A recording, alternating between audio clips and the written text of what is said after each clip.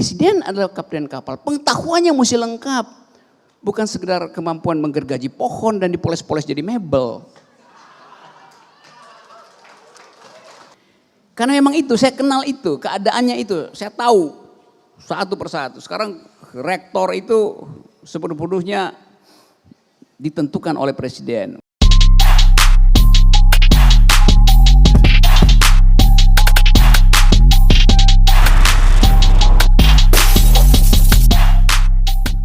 Kemudian nanti kita akan ada sesi kedua untuk tanya jawab. Tolong diendapkan dulu diskursus ini untuk disiapkan pertanyaan-pertanyaan. Lalu kemudian saya kembalikan pada pembawa acara untuk acara-acara berikutnya. Silakan. Oke, kita break dulu dan selama nunggu break ini kita akan diberikan hiburan gitu ya dari penampilan stand up oleh Dion. Nah, Dionnya mana nih? Turun dulu Dion. Iya, Dionnya malu-malu dari tadi ya. Tepuk tangan untuk Dion.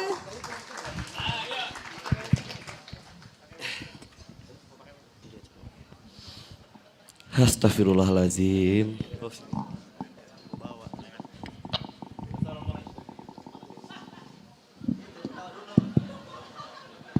Dan ketawa dulu, belum.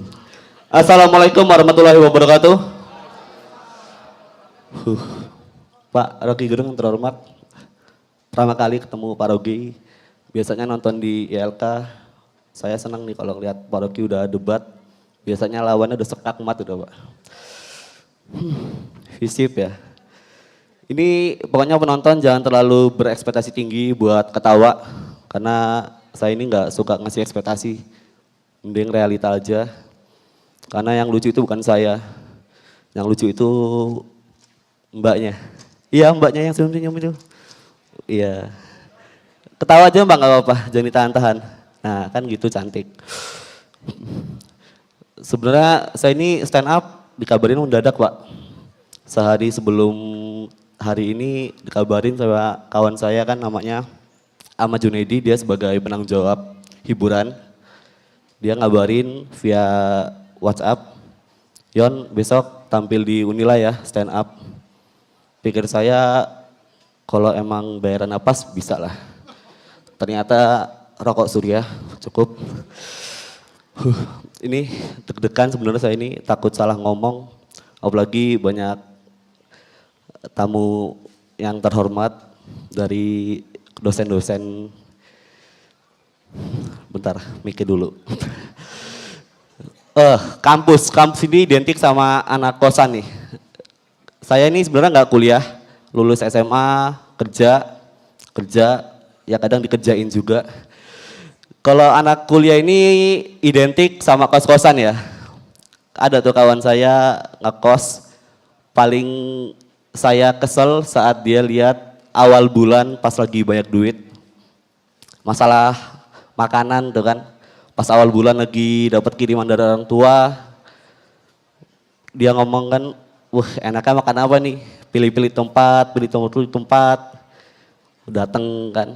Tapi kalau udah akhir bulan pas duit habis gitu dia bingung mau makan apa, pilih-pilih teman, siapa nih yang masak, ampirin lah kata dia. Aduh kacau emang anak-anak kosan ini. Belaganya itu kalau udah di awal bulan datang ke warteg itu petantang, petenteng. Mesen makanan nggak ngomong, ditunjuk mau ini. Mbak-mbak warteg udah ngerti ayam goreng, ikan sama lalat ya, satu paket itu. Ya, nggak lucu ya? Apa nggak kedengeran? Operator ini Mika nggak kedengeran? Nggak pada ketawa soalnya ini. Ya kan, nggak lucu, bener. Aduh. Gini amat ya nyari rokok. Ih beneran, saya dikabarin Yon tampil, ya masalah royalti nanti diomongin, semoga ada, semoga Pak Ikram peka, ya Pak. Ya katanya semoga ada lah, kalau ada ya lumayan buat beli rokok gitu kan. bahas lagi masalah apa ini ya? Masalah yang sering kita alami di kampus itu masih ada yang namanya kupu-kupu gitu ya. Kuliah pulang, kupu-kupu aja udah kuliah pulang, jangan kupu-kupu malam. Nggak baik. Ya Allah, gini amat sih. Bentar. Saya ini dia tadi grogi loh, datang jam 8, dikasih tahu sama MC katanya setelah Pak Rocky Gerung isi di acara pertama langsung saya tampil. Saya udah bertekad, kalau saya garing langsung pulang. Kalau saya lumayan lucu, saya bakal duduk di depan. Ya boleh Bu, biar pada lihat saya loh Bu. Tahu-tahu besok ada acara kan saya dipanggil lagi. Ketawanya renyah Mbak, kayak peyek. Aduh, materi apa ini? Mas boleh Mas nonton Mas? Enggak denger ya Mas ya? Ya nonton aja sini, masih banyak bangku yang kosong kok. Sebenarnya ini diskusi publik politik akal sehat untuk membangun peradaban demokrasi. Boleh saya minta tepuk tangan semua dulu biar saya semangat. Oke, berarti saya berakal sehat. Karena saya kata Bang Rocky Gerung, orang yang memerintah adalah yang berakal sehat. Iya gitu. Ya kan Bang, benar ya? Orang yang berakal sehat ada orang memerintah. Barusan saya memerintah audien buat tepuk tangan, berarti saya berakal sehat. Alhamdulillah ya Allah. Saya grogi diliatin Masnya ini loh, gondrong gitu. Saya ingat jadi waktu saya gondrong kan, kadang dilema orang gondrong itu dipanggil Mbak itu udah biasa ya Mas ya. Dipanggil Mbak, apa sih ya, ngomong apa sih saya ini? Aduh, kayaknya saya nggak lama-lama ini Pak, karena kan kalau emang udah lucu alhamdulillah, daripada kelamaan lagi senter garing gitu. Sedikit apa namanya menghibur lah, semoga. Dikit lagi nih ya, saya bahas masalah kampus nih. Saya dulu lulus SMA 2017, saya sudah daftar Unila Pak lewat jalur SBMPTN, saya nggak lolos. Lewat jalur PMPAP saya nggak lolos. Kayaknya Unila nyesel nggak terima saya Pak. Karena kalau Unila menerima saya, wah yakin Pak bakal nambah terkenal Unila ini Pak. Apalagi tadi kan dekannya nomor 1 ya Pak, Rocky Gerung nggak? Ngomong apa lagi ini ya Allah. Saya itu, iya boleh tepuk tangan? Boleh? Boleh, alhamdulillah. Tanpa paksaan kan ya? Jadi saya itu dulu cita-citanya masuk Ilkom Pak, ilmu komunikasi. Setelah kalau emang Ilkom nggak terima, milih sosiologi saya. Karena saya itu satu passion lah sama DPR. Saya pengen jadi anggota DPR Pak. Anggota DPR sama saya itu satu lifestyle lah. Iya, saya waktu SMA kan sering bolos, sering tidur di kelas. Ya nggak jauh beda lah sama anggota DPR. Sering bolos, sering tidur pas rapat. Cuman bedanya saya sama anggota DPR, kalau saya, oh iya saya juga pernah, ini sebenarnya nggak boleh ditiru sih. Saya korupsi uang SPP, DPR korupsi uang negara. Saya itu bingung sama anggota DPR gitu. Kalau saya tidur di kelas, pasti kena marah guru gitu. Cuman kalau anggota DPR tidur di pas sidang paripurna, ya paling cuman sorot media doang gitu kan. Saya bingung apakah ilernya anggota DPR tuh manis sesuai janji-janjinya gitu kan. Dia bisa-bisanya tidur pas saat lagi tugas itu. Anggota DPR. Nggak jadi anggota DPR Pak. Saya mending jadi presiden aja. Iya. Good. Oke. Kayaknya cukup. Saya nggak bisa lama-lama karena abis ini saya mau tampil di tempat lain Pak. Ya dari saya segitu saja. Saya Dion Fajar. Assalamualaikum warahmatullahi wabarakatuh. Oke, tepuk tangan sekali lagi ya untuk Mas Dion yang paling sibuk sedunia. Tepuk tangan sekali lagi untuk Mas Dion. Tuh langsung ngacir dia. Pertanda sibuk atau ada yang ditekan lah dalam hati dia kan. Lanjut kita mendengarkan pembacaan puisi. Kami undang Bapak Isbedi Setiawan. Beliau adalah seniman dan wartawan senior. Kepada Bapak disilahkan.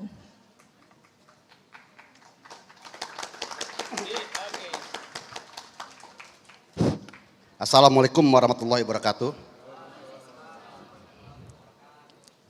Saya kemarin diminta sama Pak Sarip Maya, tolong dong bikin puisi tentang kritik sosial. Rasanya di rejim sekarang, kenapa saya sudah sulit untuk menulis puisi seperti itu. Berbeda ketika rejim Orde Baru. Ada kumpulan puisi saya judulnya dulu tentang sepatu, negeri sepatu judulnya. Entah di rejim sekarang saya nggak bisa menulis puisi tentang hal-hal seperti itu. Tapi ada persoalan di Indonesia menjelang Pilpres khususnya kemarin. Entah kenapa intoleransi begitu menguat di Indonesia. Sampai terakhir kemarin berita bagaimana seorang ibu masuk ke masjid dengan sepatu dan seekor anjing. Nah, saya tahun 2017 saya menulis tentang toleransi ini beragama, khususnya umat beragama di Indonesia. Di alun-alun itu ada kalian, kupu-kupu dan pelangi.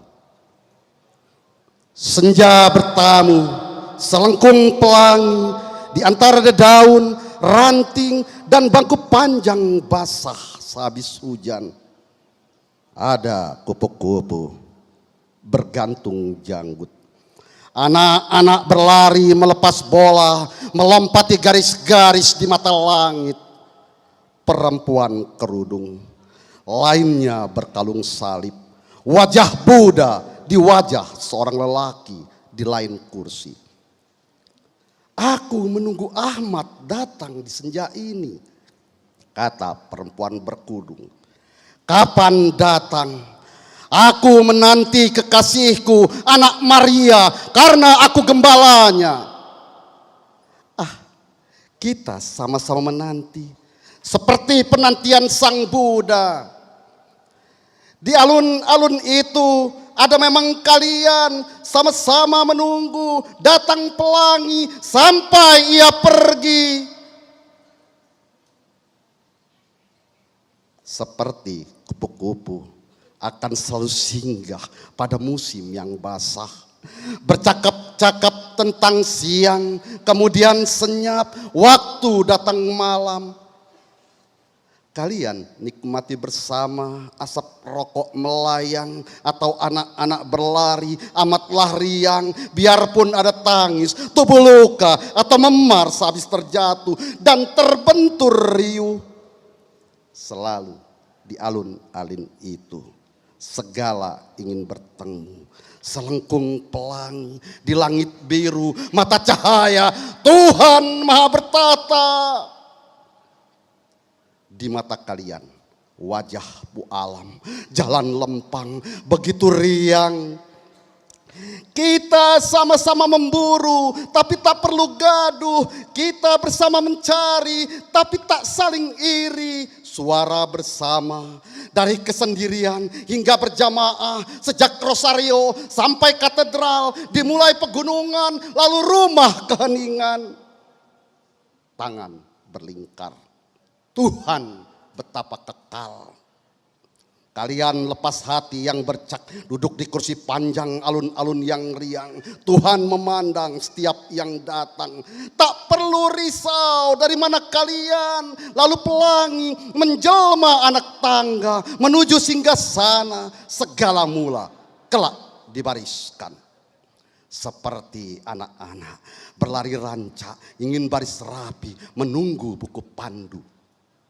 Kita dari rahim yang satu meramai riuhkan alun-alun untuk menghidupkan semesta. Anak-anak bernyanyi, kita dari rahim yang satu meramai riuhkan alun-alun untuk menghidupkan semesta. Terus anak-anak itu bernyanyi, bunga-bunga mekar.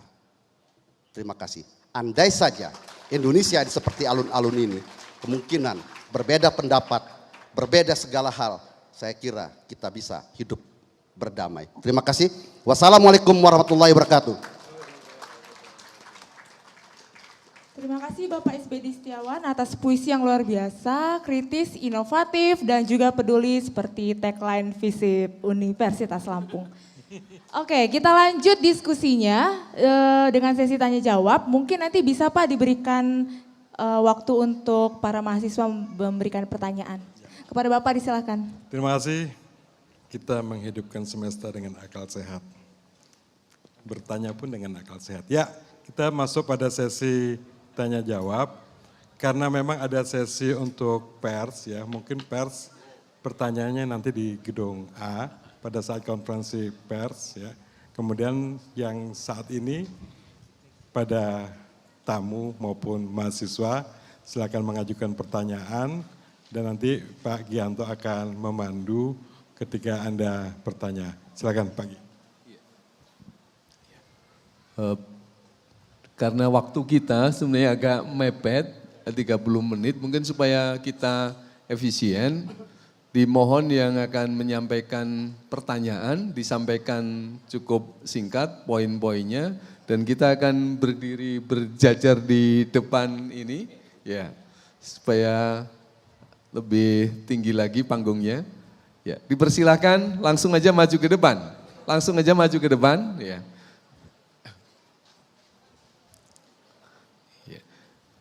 Ya, mohon maaf ini bukan maksudnya mau memiliterisasi tapi supaya baris yang rapi. Ya, menghadap ke sini gak apa-apa. Ya, nanti setelah pegang mic silakan menghadapnya mau kemana. Jadi ada 7 orang, mohon di Pak Usman tidak? Oh ya Pak Usman. Iya. Iya. Ya, tepuk tangan untuk Pak Usman.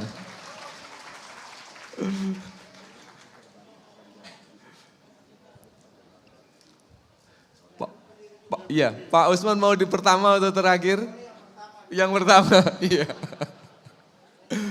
Iya. Oke. Ya, dipersilakan untuk menyampaikan poin-poin pikiran yang mau dipertanyakan pada Pak Rocky. Waktu kita sangat singkat, silakan Pak Usman. Bismillahirrahmanirrahim. Assalamualaikum warahmatullahi wabarakatuh. Salam sejahtera untuk kita semua. Selamat datang Pak Bung Rocky. Nama saya Usman Raidar. Kebetulan salah seorang pengajar di FISIP yang kurang lebih sudah hampir 33 tahun di Unila. Saya ingin mencoba berbeda pendapat karena itu dijamin dengan undang-undang dan dasar 45. Membangun peradaban demokrasi melalui akal sehat. Saya melihat Bung Rocky ini mengalami kebuntuan. Terakhir dia mengatakan bahwa benteng terakhir Mahkamah Konstitusi itu sudah tidak bisa lagi kita pegang. Nah, lalu mencoba masuk ke alam demokrasi sebagai barometernya adalah di kampus yang tercinta. Sementara saya melihat bahwa kampus kita ini sudah mulai tergerus dengan apa yang dikatakan oleh Bung Rocky. Sudah mulai bergeser. Bahkan mungkin kita tidak bisa mengharapkan lagi seperti apa yang diimpikan. Bahkan mungkin bisa kita didungukan seperti apa yang selama ini. Ya, jadi saya agak ragu.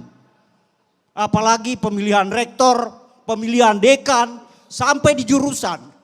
Itu semua diatur oleh hal-hal yang seperti Bung Rocky katakan. Sekarang bagaimana kita bisa membangun peradaban melalui akal sehat? Sementara kita ini sudah nggak berdaya. Apa yang kita harus lakukan Bung Rocky kira-kira? Terima kasih. Assalamualaikum warahmatullahi wabarakatuh. Terima kasih, luar biasa. Bung Rocky yang lumpuh kampus. Ya, lanjutnya pohon singkat, poin-poinnya aja ya.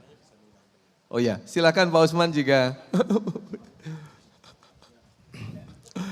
Terima kasih.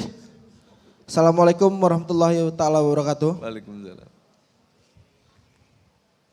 Salam sejahtera bagi kita semua. Salam. Om Santi Santium. nama budaya, salam kebajikan. Tabipun, Iya Bun. terima kasih atas waktunya moderator dan juga selamat datang di Bumi Lampung Prof. Rocky dan juga untuk Dekan FISIP yang telah memfasilitasi demi membangunnya peradaban demokrasi. Jadi saya pengen berangkat dari pasca putusan mahkamah Prof. Yang dimana ini adalah PR kita bersama dalam membangun sesuai dengan tema yang diangkat hari ini, peradaban demokrasi. Pasca dari penetapan Mahkamah Konstitusi, Bapak Prabowo memberikan sinyalmen kepada masyarakat ataupun kuasa hukumnya langsung mengadakan konferensi pers yang dimana itu menurut saya memberikan clue kepada kita semua. Yang pertama adalah berkonsultasi kepada kuasa hukum agar apakah ada langkah-langkah hukum yang dapat ditempuh. Itu poin pertama. Yang kedua, jika memang statement itu diberikan, yang hari ini kita terima adalah masuk ke International Court of Justice atau International Criminal Court, yang dimana adalah peradaban demokrasi kita yang hari ini diajukan oleh Prabowo Subianto ke Mahkamah Konstitusi, itu yang bersifat final dan mengikat. Bisa poin ke pertanyaan? Poin pertanyaannya, Mahkamah Konstitusi, apakah bisa sengketa Pilpres dibawa ke IGC? Jelas IGC menolak karena bukan yurisdiksi. Saya mengambil ini adalah sebagai edukasi pembelajaran, karena apakah 2024, 2029, bahkan 2032 akan berkelanjutan yang seperti Prof paparkan, oligarki dan poligarki. Terima kasih. Oke. Wassalamualaikum warahmatullahi taala wabarakatuh. Waalaikumsalam. Nama? Nama Rama Muda Pulau Raya. Dari Universitas Muhammadiyah Metro. Oke, terima kasih. Ya, lanjut. Mohon disampaikan Ya. poin-poinnya. Terima kasih. Silakan bisa duduk. Perkenalkan nama saya Ahmad Mufid dari Klasika, kelompok studi kader Lampung. Di sini saya ingin bertanya beberapa poin, Bang Rocky. Yang pertama terkait upaya kita membangun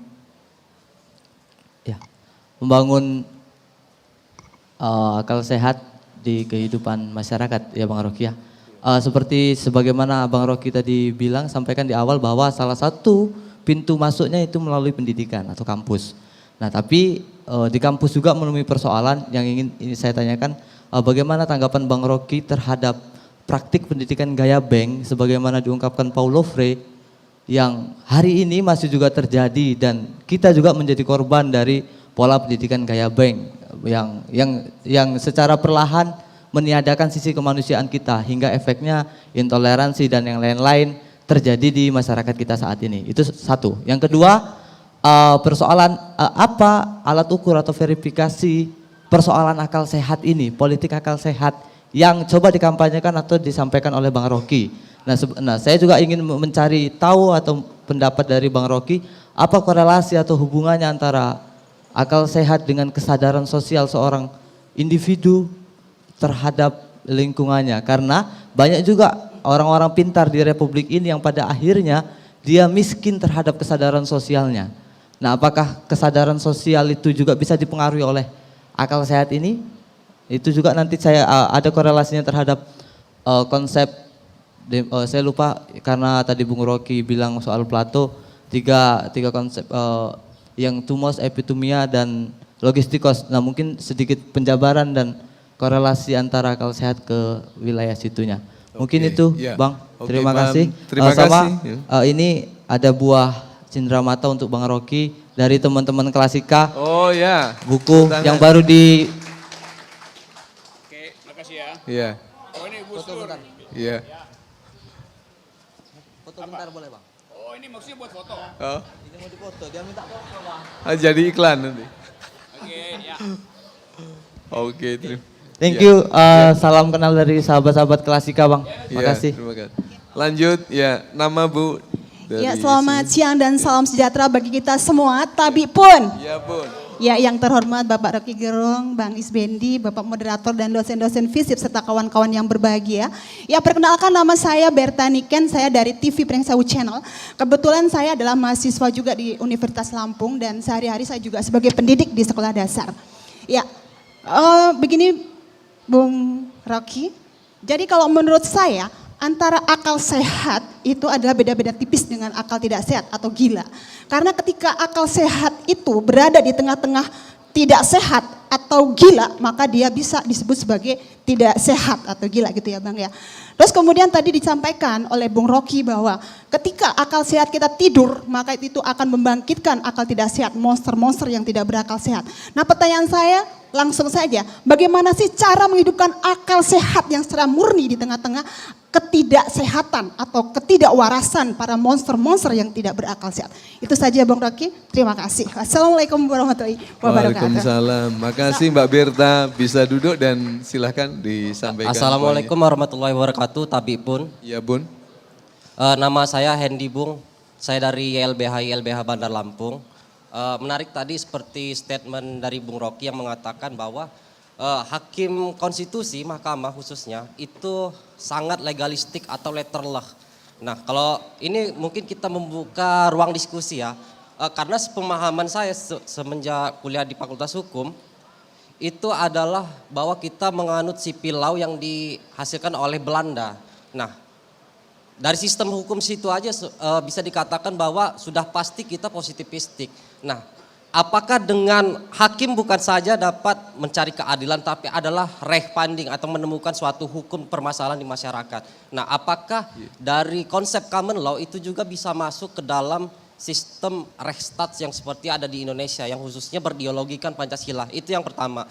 Kemudian yang kedua, saya pernah menulis opini di harian Rilis ID melamar Bisa demokrasi. pertanyaannya? Ya itu tadi. Jadi kalau cerita soal opini yang kita bukan. buat Ini banyak ada sekali. kaitannya Oke. dengan yang mau saya tanyakan. Nah, saya pernah membaca buku Anas Urbaningrum yaitu Melamar Demokrasi, bahwa kita belum sampai ke tahapan apa yang dinamakan itu demokrasi. Karena kita masih tahap melamar, belum menghitbah atau belum menikahi demokrasi tersebut.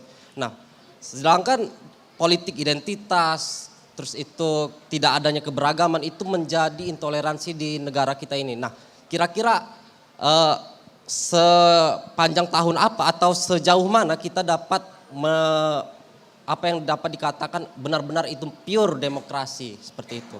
Mungkin seperti itu. Satu lagi ada salam dari Register 19. Oh iya, Betul. oke, terima kasih. Ya. Ya, selamat siang Pak Rocky Gerung. Ya. Saya Tommy, alumni Ekonomi Unila. Yang saya pengen bahas, saya coba berpikir landscape kita di dunia internasional terkait demokrasi. Sekitar April 2019 kemarin, alhamdulillah 80 negara sudah berkoalisi internasional kepada Islamic State, Abu Bakar al-Baghdadi. Saya selaku pendukung ISIS, sebagai pendukungnya Abu Bakar al-Baghdadi, yang mungkin hari ini kita hanya terlena dengan literatur Hitler, literatur yang lain-lainnya. Dan demokrasi hari ini adalah agama kekafiran bagi para pendukung ISIS ini, agama kekafiran yang memang kita coba lihat secara mayoritas Arab Spring 2009 sampai 2012 bagaimana Muhammad Mursi di Mesir yang kemarin beberapa hari yang lalu meninggal. Muhammad Mursi itu dikudeta oleh Asisi. Jadi saya hanya ingin memberikan statement bahwa demokrasi hari ini adalah agama kekafiran yang umat Islam hari ini di dalamnya menjadi penyembah-penyembah demokrasi. Oke, terima kasih Tommy. Ya, bukan pertanyaan tapi pernyataan. Oke, berikut mohon disampaikan pertanyaannya singkat karena waktu kita sangat sedikit. Ya. Baiklah, Assalamualaikum warahmatullahi wabarakatuh. Di sini kan kita lagi bahas politik akal sehat. Tapi menurut saya di Indonesia ini politik goblok. Goblok bukan dalam arti negatif, tapi goblok adalah kepanjangan dari gagal berinovasi lalu saling mengolok-olok. Jadi saya ingin bertanya kepada Bung Rocky, bagaimana pendapat Bung Rocky akan politik goblok itu yang saat ini sering sekali dipakai saat kompetisi politik yang ada di Indonesia. Terima kasih. Oke. Assalamualaikum warahmatullahi wabarakatuh. Muhammad Athani Yudhitira dari Administrasi Negara FISIP. Oke, terima kasih. Ya, lanjut. Assalamualaikum warahmatullahi wabarakatuh. Perkenalkan, nama saya Muhammad Aziz Ibronsyah, saya dari FISIP Administrasi Negara. Beberapa waktu lalu saya sempat menghadiri seminar Bung Rocky di museum yang tepatnya, yang dimana Bung Rocky di akhir statement Bung Rocky mengatakan bahwasanya mahasiswa Lampung harus menjadi pelampung untuk menyelamatkan demokrasi yang sedang tenggelam. Itu saya masih ingat sekali dengan statement tersebut. Hingga akhirnya kami mahasiswa pun mengadakan gerakan-gerakan yang sifatnya mengawal pemilu dan lain sebagainya. Tapi hingga akhirnya sekarang sudah ada keputusan yang menyatakan pemerintah sudah ada pemimpin barunya gitu. Sudah ada pemimpin intinya. Yang saya ingin tanyakan adalah pelampung macam apa yang Bung Rocky sampaikan pada saat itu sehingga kami sebagai mahasiswa, karena kami sudah sangat jenuh dengan pelampung yang kami punya, tetapi yang mana pelampung itu selalu dimentahkan oleh pihak yang ingin kami selamatkan. Lalu pelampung macam apa itu Bung Rocky yang ingin saya tanyakan? Sekian dari saya. Terima kasih. Assalamualaikum Ya. warahmatullahi wabarakatuh. Waalaikumsalam. Terakhir, ya. Bismillah, Assalamualaikum warahmatullahi wabarakatuh. Sebelumnya perkenalkan, nama saya Muza, Bung. Jadi sederhana, saya tidak mau bahas lebih jauh karena saya juga buta politik. Sebab menurut saya politik Indonesia buta. Kemudian ketika saya ikut dalam terjun politik maka saya akan buta kedua-duanya. Jadi pertanyaan sederhana, Bung datang berbagai daerah untuk memasyarakatkan akal sehat. Kemudian menyatakan bahwa kampus merupakan media terbaik untuk kita menyampaikan orasi atau statement pernyataan yang baik ke dalam birokrasi. Tetapi ketika kita menyatakan bahwa Bung adalah presiden akal sehat, kemudian Bung paham dengan mekanisme yang ada di Indonesia, mengapa tidak Bung selesaikan secara tersendiri? Karena begini, dengan Bung memasyarakatkan akal sehat, kemudian Bung berharap akan timbul Rocky-Rocky yang baru, artinya kan itu mengumpulkan tenaga, ya kan? Nah, di situ yang jadi pertanyaan saya. Mengapa kemudian Bung ingin masyarakat kita atau khususnya kalangan mahasiswa bisa turut andil sebagai Bung Rocky Gerung selanjutnya? Terima kasih. Ya, terima kasih. Ada banyak pertanyaan yang beragam, tapi saya kira ada garis merah yang bisa ditarik. Jadi persoalan kenapa masyarakat kita lumpuh termasuk kampus sehingga kita seolah-olah hopeless terhadap situasi ini. Apakah masih ada harapan yang bisa diharap-harap? Ya, 25 menit. Oke. Ya, oke sekitar itu. Terima kasih. Oke, harapan, politics of hope itu.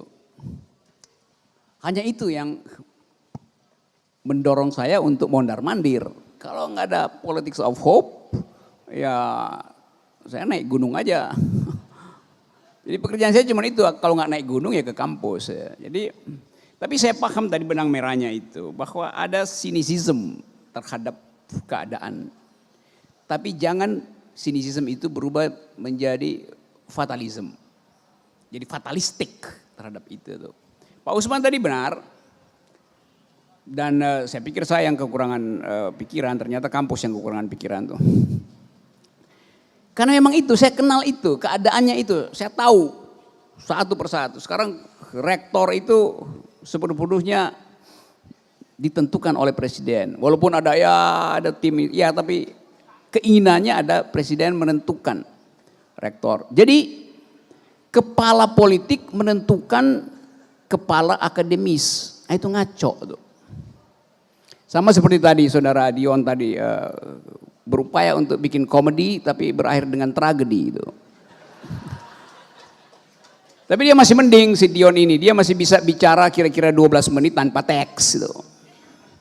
Ada yang kemarin bicara di Tokyo 1 menit itu pun pakai teks itu. Jadi tragedi artinya komedi berupaya untuk mensublimasikan kecemasan, kekacauan sehingga menjadi lelucon. Tragedi sebaliknya yaitu mengucapkan sesuatu yang membuat orang putus harapan. Nah, saya tahu benang merah tadi, tapi saya ingin rumuskan benang merah itu dengan buku ini nih. Di alun-alun itu ada kalian, ada kupu-kupu, dan ada pelangi.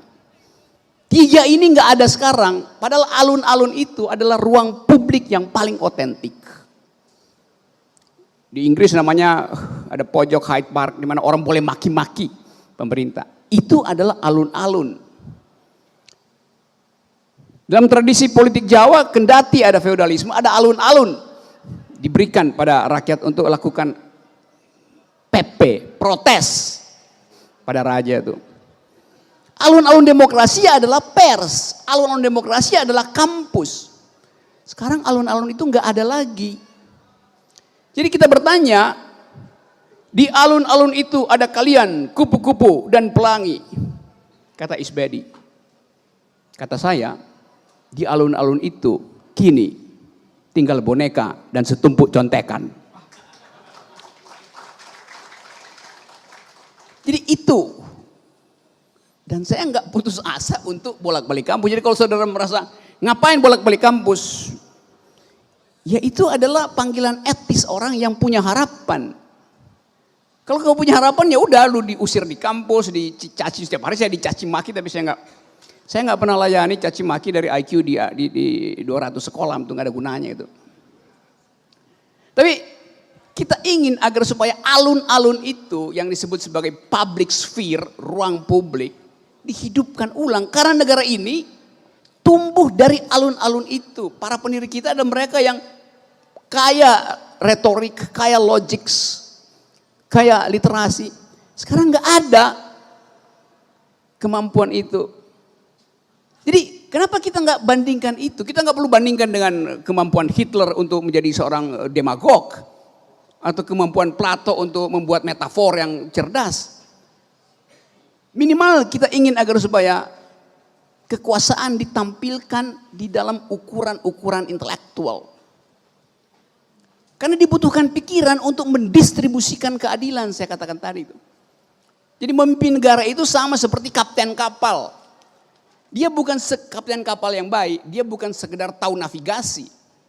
Tapi dia harus tahu juga ekonomi, yaitu dapur kapal itu untuk distribusi makanan ke awak kapal cukup apa enggak.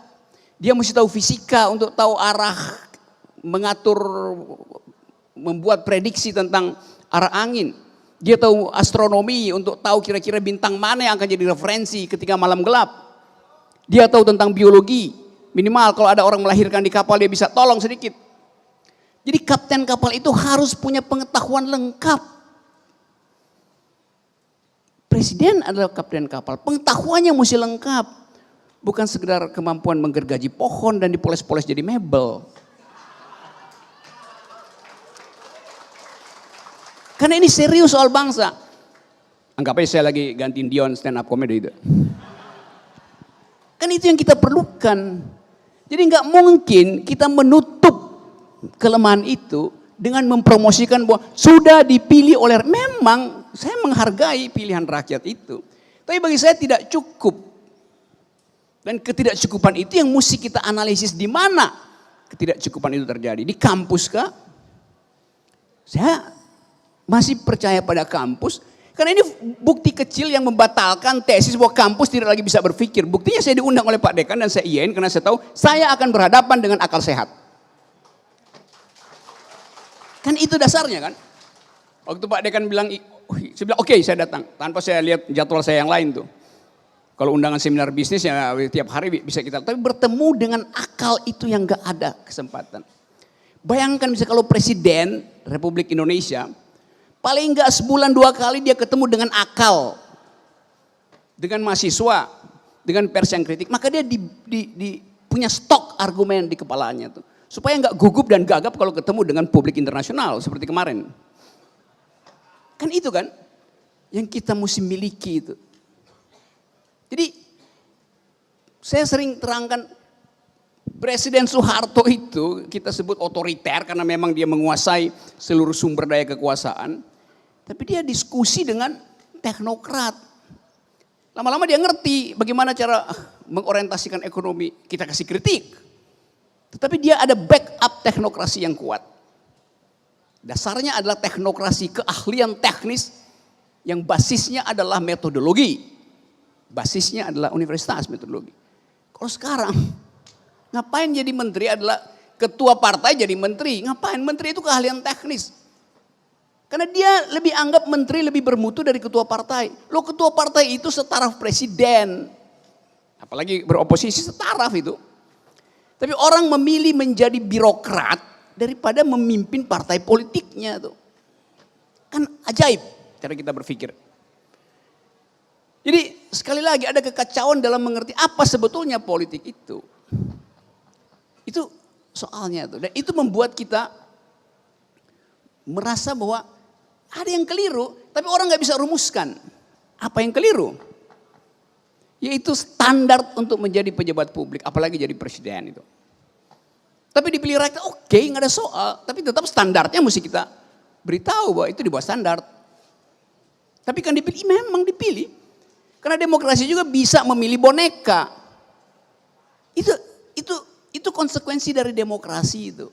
Filipina berapa kali salah pilih kan? Pelawak dipilih, gak ngaco tuh. Amerika juga menganggap sekarang mereka salah pilih. Biasa aja.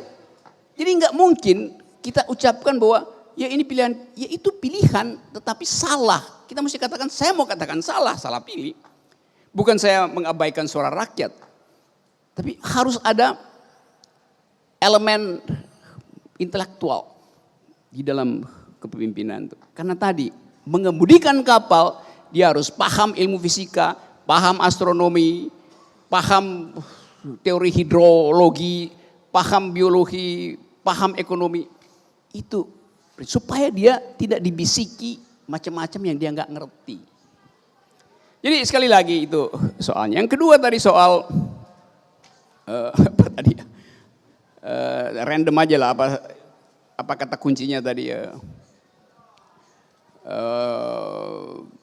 Soal oligarki misalnya. Iya, saya mengatakan bahwa yang menang bukan Presiden Jokowi, yang menang adalah oligarki karena dia dikendalikan oleh oligarki.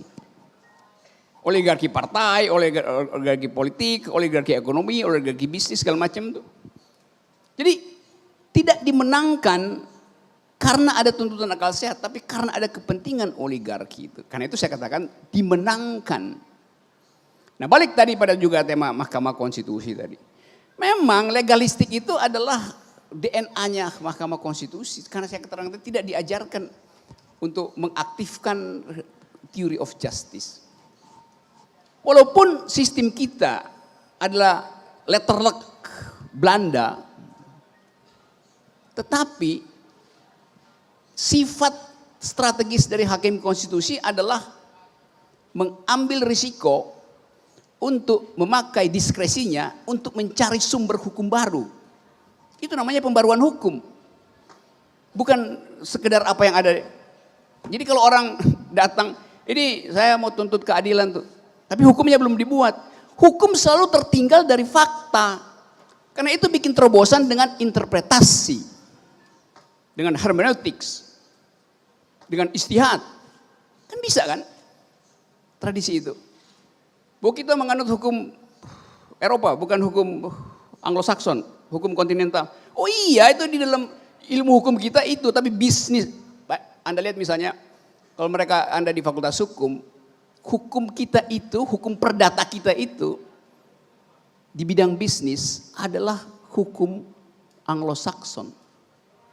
Inggris dan Amerika. Nggak ada lagi hukum perjanjian perdata Belanda. Karena orang bisa membuat perjanjian hukum nggak di Indonesia. Kita bikinnya perjanjian hukum di Singapura. Karena itu kan pacta sunt servanda. A pact must be served. Dalam ilmu hukum prinsipnya. Perjanjian harus dilakukan. Tetapi ada kalimat berikutnya. Pacta sunt servanda tetapi harus dengan syarat rebus sixtandibus. Hal-hal yang lain tidak berubah. Kalau hal lain sudah berubah, pacta sunt servandanya hilang. Nah, cara-cara berpikir semacam itu yang gagal diterangkan dalam fakultas hukum kita itu, dan itu kritik saya terhadap kurikulum. Jadi tetap saya hormati apa yang diputuskan, tetapi saya katakan bahwa itu terbatas pada sikap legalistik, dan legalistik adalah bahaya utama dari justice. Karena keadilan ada dalam tatapan mata antar manusia. Saya tahu dia dibuat tidak adil karena saya bisa lihat warna matanya, kecemasannya dia untuk mengatur uang kuliah anaknya itu. Ada ketidakadilan di situ. Bukan sekedar membaca hukum itu. Tadi Mbak tadi satu-satunya tadi soal cara menghidupkan akal sehat. Iya. Jadi cara menghidupkan akal sehat adalah dengan tiap hari mengatakan tidak pada kekuasaan. Neantisasi. Karena kekuasaan pasti akan mengotonomikan dirinya dan mengabsolutkan daya cengkeramnya. Maka kita mesti terus katakan tidak, no, tidak. Jadi jangan latah untuk menganggap bahwa kekuasaan itu pasti memproduksi keadilan. Enggak. Kalau dia dikritik, dia masih ada mungkin dia produksi keadilan. Tadi ucapannya juga berlebihan tadi apa, salam sejahtera buat kita semua. Itu juga bukan datang dari kepala yang tajam tuh. Kalau saya bilang salam sejahtera buat kita semua, artinya saya menyelami diri saya sendiri. Salam itu dari saya kepada Anda, salam sejahtera buat Anda dari saya. Itu tegas kalimatnya. Salam sejahtera buat kita semua tuh. Seolah-olah nggak sopan kalau saya mengucapkan salam pada saudara. Itu kan salam namanya. Salam sejahtera pada kita semua artinya saya menyelami diri saya sendiri. Itu secara logis kacau pikirannya. Nah, kekacauan itu ada di dalam tata bahasa pemerintah hari-hari ini.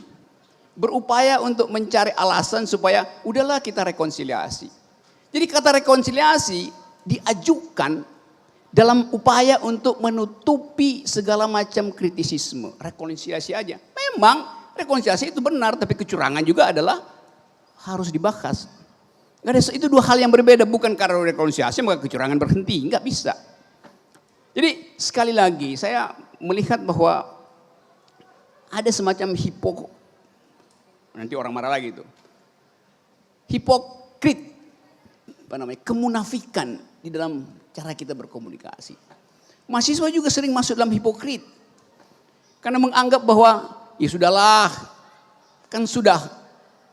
Artinya mahasiswa ikut bahasa kekuasaan. Kan sudah selesai prosesnya tuh. Iya, prosesnya selesai, pestanya selesai. Tetapi begitu Anda angkat karpet, itu tulang sampah masih di situ. Ditutup oleh karpet merah pestanya tuh. Dan itu akan dibuka lagi 5 tahun ke depan, 10 tahun ke depan. Karena dicatat dalam memori publik bahwa ada kecurangan. Dan kecurangan itu memang tidak bisa dibuktikan secara legalistik. Tapi minimal ada semacam inisiatif dari Mahkamah Konstitusi untuk mengatakan bahwa kami menemukan kecurangan dan itu adalah problem etis bangsa ini. Tetapi kami tidak bisa putuskan itu, kami terbatas oleh undang-undang. Kalau begitu kan orang ngerti. Bukan kami menolak seluruhnya tuh. Iya, tentu aja ditolak. Jadi sekali lagi kita ingin agar supaya keadilan itu diaktifkan bukan sekedar melalui fasilitas hukum. Tapi didorong oleh kritisisme dari kampus. Jadi saya tetap pada tesis itu bahwa saya masih lebih percaya kampus daripada partai politik, daripada Mahkamah Konstitusi, daripada pers itu. Iya. Gitu Bung, waktu kita. Oke, saya kira itu dan saya tahu saya sering disebut ngibul. Tapi kalau saya bilang saya ngibul, orang yang percaya itu orang dungu. Karena saya mengakui saya ngibul, artinya saya tidak ngibul. Itu namanya paradoks, layar paradoks segala macam. Jadi sekali lagi terima kasih. Iya. Tetap saya anggap bahwa pelampung demokrasi harus dibuat di Lampung. Terima kasih. Iya, terima kasih. Dan saya kira keywordnya yang disampaikan Bung Rocky, bagaimana kita bisa menjaga akal sehat, adalah membangun hidup yang senantiasa sadar tidak tunduk pada kekuasaan. Entah kekuasaan politik, ekonomi, pengetahuan, dan sebagainya. Terima kasih kepada, silakan pada pembawa acara. Oke, selesai sudah diskusi publik kita dengan tema politik akal sehat dalam membangun peradaban demokrasi. Harapannya diskusi ini bisa bermanfaat dan menjawab semua pertanyaan. Dan selanjutnya dimohon kesediaan Bapak Wakil Dekan, Bapak Susetio, untuk bisa memberikan cenderamata kepada Bung Rocky.